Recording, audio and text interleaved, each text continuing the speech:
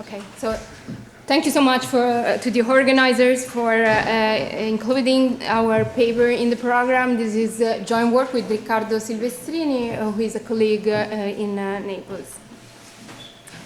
So technological progress entails the introduction of digital tasks. We can think about digital tasks as all those tasks very broadly involving the use of digital devices, ICT systems, and software applications.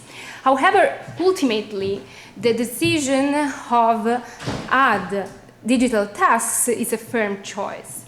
So being a firm choice on how many and which workers employ, then this is also shaped by labor market institutions.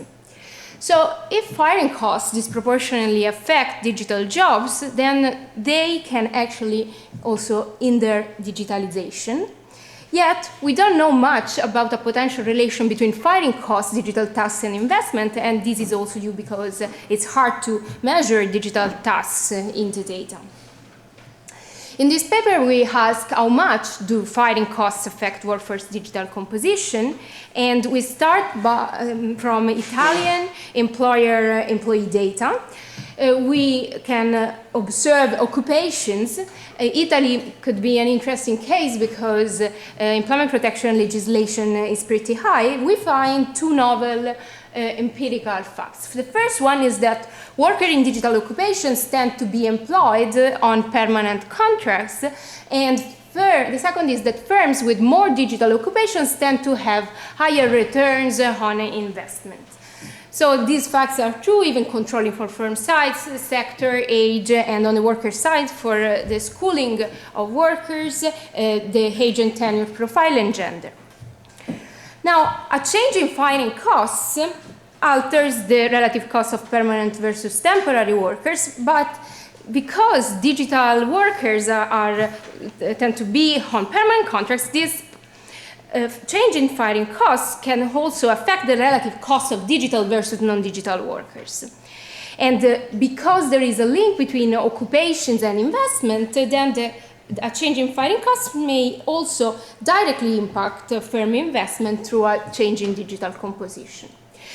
To understand better these mechanisms, to illustrate this mechanism and quantify its potential effect, we build an Oppenheim-Rogerson model with the firms that are heterogeneous in productivity, and the firms hire workers in digital and non-digital tasks and on permanent and temporary contracts. At the same time, firms invest in new capital at a cost that declines in the number of digital workers. We find that increasing severance payments when a worker is fired from 4 to 6 monthly wages cuts labor employment by 0.8% and investment by 1.5%. So our paper bridges the literature on firm dynamics, capital skill complementarities, and dual labor markets. With respect to the firm dynamics literature, this literature usually looks at how firing costs lower employment and output and can increase misallocation of input. We show that actually they can also increase the misallocation of tasks. Then, in relation to the capital skill complementarity and also the skill bias technological change, we are taking a related but different approach, because we don't assume that there could be a complementarity in production between digital and digital tasks and capital.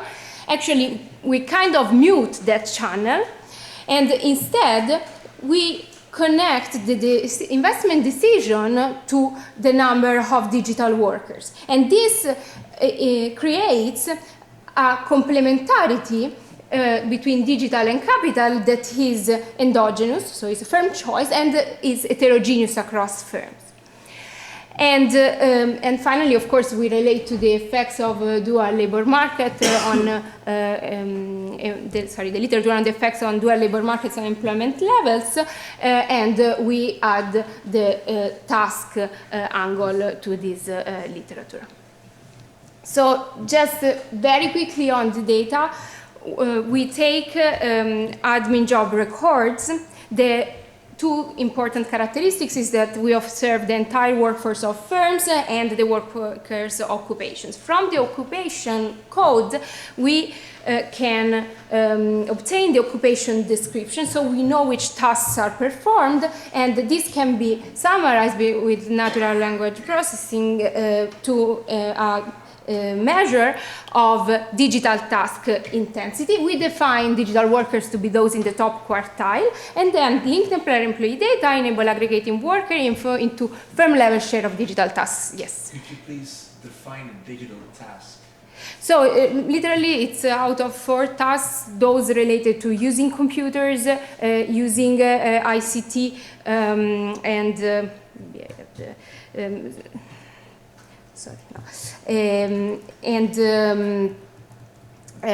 it's a definition depending on using this technology. But each occupation may have, let's say, a number of tasks, say 10 tasks. If you have 4 out of 10 tasks, basically that are digital, you will have a high digital intensity, or 4 out of 4. It depends on the complex of tasks. Academic professors are not digital workers, and indeed we spend a lot of time teaching or in exchanging research. So it's a really clear definition that is working with this kind of softwares and ICT applications. And what makes you think that the effect of employment protective legislation is going to be so different for workers defined along that margin? Because they are predominantly on permanent contracts. People working with computers. Yes. And people defined as high digital intensive. For example, in manufacturing sector, you can differentiate operators of plants for serial production of wooden panels. This would not be digital workers, even if they operate with machines. But if they have kind of to program automatic or semi-automatic industrial machines, they would count as digital. It's very highly correlated with routine cognitive occupations, but not really correlated with being high-skilled workers. Yeah, sorry for being very quick on the data, but I would like to go to the model. So we build on OpenAI Rogerson 93. So firms are heterogeneous in productivity, and this follows an AR process. There is a entry with fixed costs. We assume an exogenous exit, and we have firing costs. We adopt a modeling of households that is really stylized because we want to focus on labor demand. So we have representative households who consume, work, and invest in the creation of new firms. Workers in digital tasks enjoy a wage premium, actually receive a wage premium, but don't enjoy it because for them it's indifferent to be on digital or non-digital tasks through preferences, and it's the same also to get a temporary or permanent contract, so there is no unemployment risk. We want to put all the action in the model on the firm side. So for firms, firing workers entails costs, but just if they fire, of course, permanent workers. Temporary workers can be fired at will, and dismissals trigger a payment that is proportional to the worker's wage. There is a second labor market rigidity, that is that the share of temporary workers is capped at 20%. This reflects an actual regulation, but more broadly, if you think to European countries, there is always a regulation that limits the duration of temporary contracts, so it's capturing this aspect of the labor market. Besides this flexibility-stability trade-off, the digital workers decrease the cost of investment, and in particular, we assume that firms invest subject to convex adjustment costs. There is irreversibility, but these costs scale down with the number of digital workers that are at the firm, and in particular with those that have been around for some time. So basically this reduction is subject to the worker's tenure. So to summarize this assumption that we have, that is the really novel part, we reframe the standard adjustment costs and we add this negative relation, so they are decreasing in the minimum number of workers that were digital and were already around in the previous year. This is to capture the fact that new hires need training and time to acquire firm-specific knowledge. So we have an equilibrium with only 3 types of workers. Those that are digital and permanent, and non-digital workers may be both on temporary and permanent contracts. As I was saying, we have very simple production function, so the inputs are digital workers, non-digital workers, and capital. Firms are price takers and produce an homogeneous final good, and this is our profit equation. So firms want to maximize profits that are described as the value of output net of the cost of the inputs, including the fixed production costs, and net of the costs for firing workers and the costs of increasing the investment. So firms optimize between 2 frictions. The more digital workers they employ, the less flexible they become in size growth, but at the same time, the more flexible they are in capital growth. So we try to calibrate our model, taking as much as we can, the parameters directly from the data. Importantly, we have 2 parameters that are calibrated via simulated method of moment, and these are the capital depreciation that is pinned down by matching the average investment over GDP at the aggregate level, and the adjustment cost of capital that,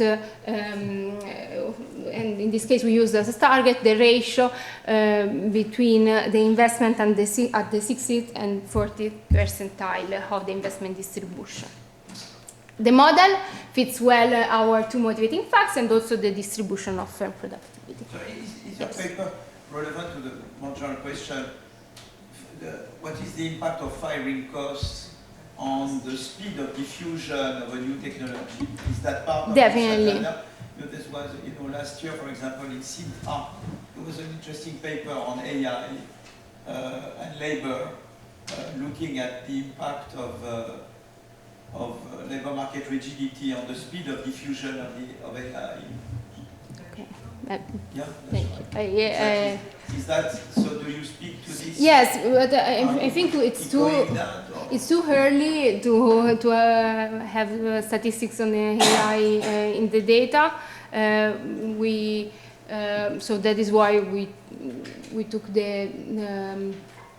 we are looking at digital tasks, and the idea was to follow really this potential cost when firms decide whether to adopt, whether to do new investment, and that can arise just because they know they will need to keep those workers that are complementary to this investment in their workforce in case the adoption is. Is there any reform to severance pay schools or anything? Yes. Could use? That is our next step. Unfortunately, we are not yet there. Yeah, because also reforms are not so clear. Yeah.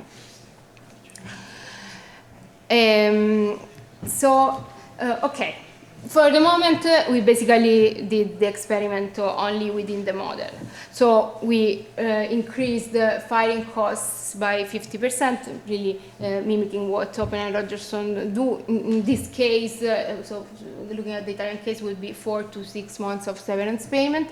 We find a drop in employment, especially the employment of digital workers. Overall, a 0.8 drop in employment.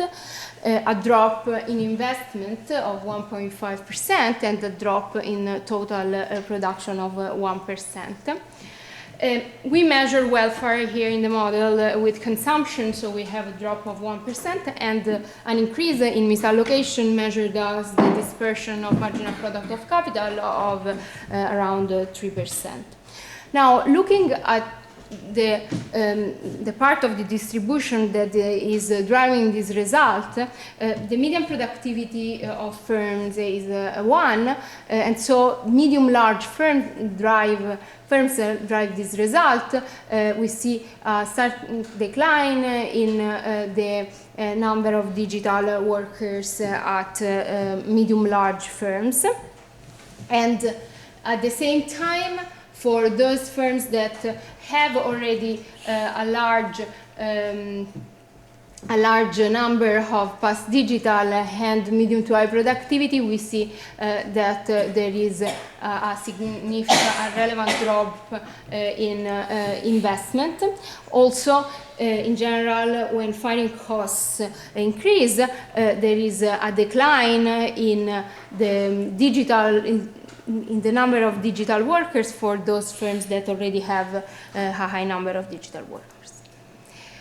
So in order to disentangle a little bit the mechanisms in our model, we compare our model with versions without this cap on temporary workers and with a version with standard investment frictions, and we see that the drops in consumption, employment, and in total production are magnified when we have this link between digital workers and reduction in the investment costs. So if we think think back at the original Open and Rogerson model, this was a model where all workers were permanent. So basically, a change in firing costs implied a very large effect on the aggregate, and of course, by introducing capital, so in a more realistic setting, there could be a capital labor substitution, and so this in a model with capital, this effect is reduced. We find instead that digital tasks amplify again this effect of firing costs on the aggregate consumption, employment, and production.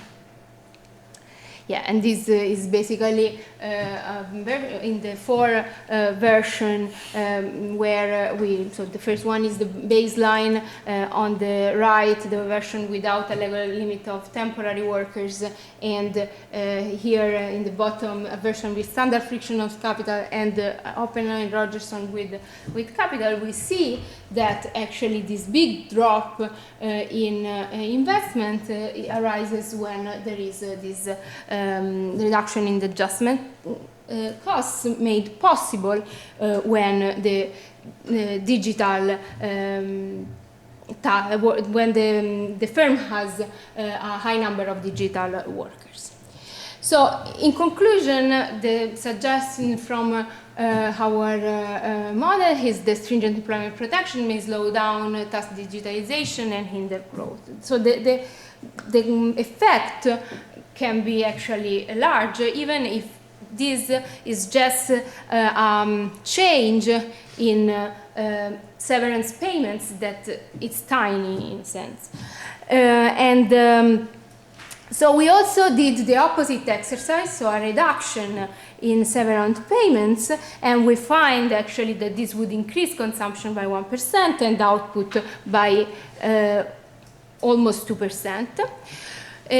What we are doing at the moment is to further validate this digital employment investment cost channel with survey data, and also we would like to see in the data how did employment in digital tasks changed when the cost of temporary jobs increased with the dignity decree in 2018. One aspect is training as well. You could say you could play on the, on the severance payment, but you could say on incentives for firms to train. You could say you could train workers to get more into the digital, and the relationship between training and unemployment benefits. So it's not totally obvious. Right? Yeah. On that, so how do you? Is there So we would, is there in this, you could have a view that subsidized training also could play a role, or you could combine. I get to flex security in a sense. Flex security is a mixture of making it easier for firms to lay off and hire, but at the same time there is a commitment to training and or subsidized training. Right, and Roderick has been going very strongly on the so we are subsidizing currently. training. How do you see the whole thing? We want to test that, and so we are currently waiting for some survey data that link workers, so we can with occupation, so we can retrace digital tasks and the training decisions of firms. So we want to see how likely they are to start training more their workers when the incentive to invest is higher. We will conduct some exercises in this respect. Yeah. So it seems that in this moment it would be optimal to not have any firing costs, or is there a reason to have them? No, of course we are, sorry, I didn't make a caveat. Of course we are here having a very simple labor supply in the model, no? So we don't want to make an assessment to whether firing costs are good or bad. There could be some scope. There is for sure some scope to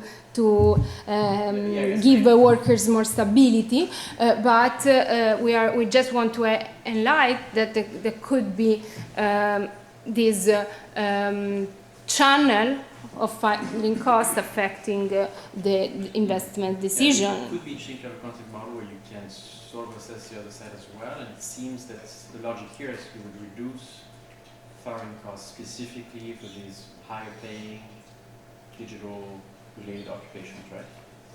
Exactly, So exactly. You can think at that could be. I mean, it's.